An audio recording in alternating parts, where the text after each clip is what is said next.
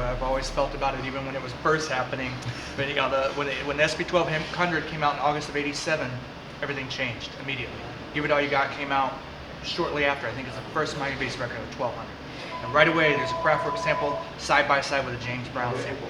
That was so relevant to me on so many levels. James Brown is somewhat of a product of Miami, granted, you know, from Augusta, but Henry Stone was fostering much of his career.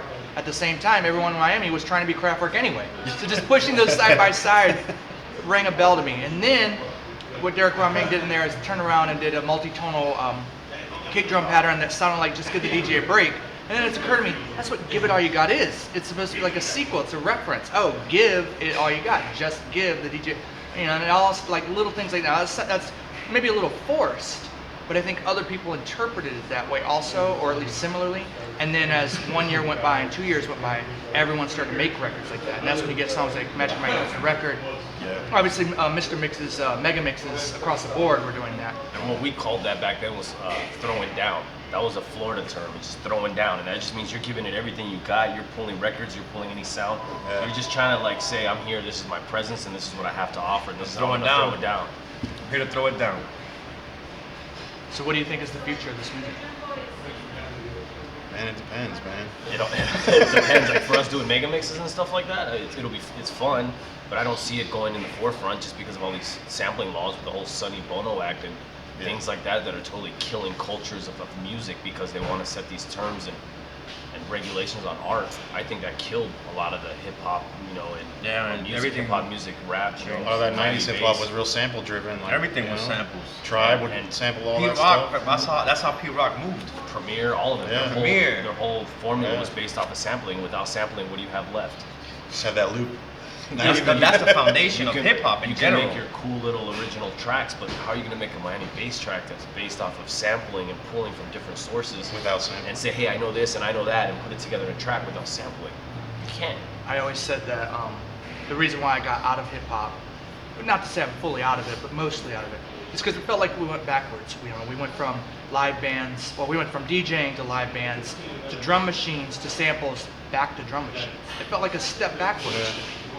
That now, you know, if you have a keyboard player and he has the right synth sounds, then you're good to go. And the language died. Yeah, it sounds artificial now, so you have these people dropping bass type music, but they're putting weird synths. Like weird sound. synthetic sounds. It's not true. Like how sounds it a little was. too ravey. It doesn't sound like a street hip hop influenced music anymore. It sounds like club drug music. There's a fine line between that too. Is that you got your rave music and then you have your Miami bass type of stuff. And that rave music is not something that you're gonna jam to in your car. That's stuff that people are taking, drugs at the club all night listening to that stuff. It's a little different. Repetitive music, man. We got from playing Pac-Man. I read that article too. Any final thoughts, guys, whatsoever? To say that being from Miami, you know, I have a passion for this music, but honestly, like the way it's looking now, it's not looking like it's gonna be revived as far as what I see. I mean, we try, you know. I really want to see. I want to see them. I want to see it come back, man. I really like that era, and then the music. Like I was 12, 13 years old when Breezy B was already on tour, you know, and then these people were just doing things, and I used to go to like the Hot Wheels skate park, the skate thing, whatever. Man, I want that feel to come back, but that's not gonna happen. But the genre itself, I mean, for it to be forgotten would just be such a waste of time, you know, for all that the past. So I would like to see maybe like It's missing sort of key like players in order for it to maybe go the forward. key players need to come back and Hopefully do this an movie- album. hopefully this do movie will do something that. with the new cats like Pitbull, like maybe DJ Labs like should do an album with like Pitbull and then all that type of stuff. Bring Jock D in, bring all the monsters of bass or something, you know. I think And it's bring still, it back. I think it's still there. It's just in a different context now. That's all it is. It's still there. If you listen to the music, you'll hear that 808. You'll hear the same style of party music, but it's not sold as Miami bass anymore. It's not delivered as that. I think one of the most important things we do need to know about this whole thing is the history behind it.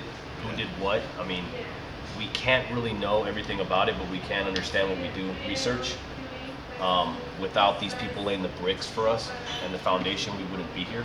Yeah, without We a lot have- of the players in this movie, without a lot of the players. Yeah, in but this I'll movie, place like we DJ wouldn't- Lives. we wouldn't be There'll be here. no DJ Daylight if it wasn't for DJ Lives, for Jock D, for Jealous J.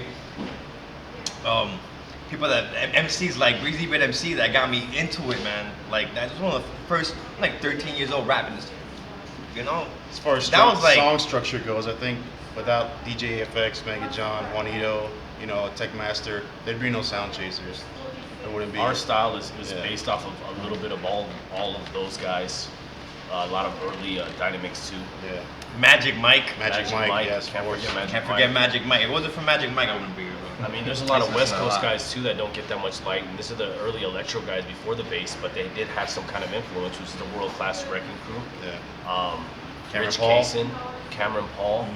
Mm-hmm. A lot of the early what we called electro funk, which is electro sounds with actual funk sounds to them.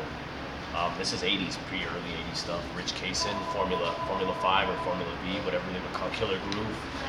A lot of that stuff was very inspiring because it was electronic, but it still had like a funky sound. Maybe some of the funk like Midnight Star and Midnight stuff Star like that. too. I love Midnight Star. Yeah. The Deal. Who else, man? All right, A lot of guys, fun for a babies. closing statement, you guys can close out saying your names, individual names, and we are the Sound Chasers. At the end, show your shirt to the All right, I'll walk to up the there. camera. All right, so go ahead, Tim. Let me know when you're ready. I'm rolling. To the camera, guys, to the lens. I'm Nick, and part of Sound Chasers. Junior Rock, Sound Chasers, West Coast to Miami. DJ Daylight, Database Recordings, Sound Chasers. Oh yeah, Database Recordings. I forgot about that. Yeah, you forgot your own label. Forgot my I had, own I had- damn I had to label. drop his own label in there. Thank That's you. why I'm the VP. He's my brain when I don't have one. So. You want to drop it again? Yeah. No, that's cool. I like that. That was natural. Yeah. Now he's gonna just show you his shirt. I walk up to the camera. Yeah. No, you got it right there.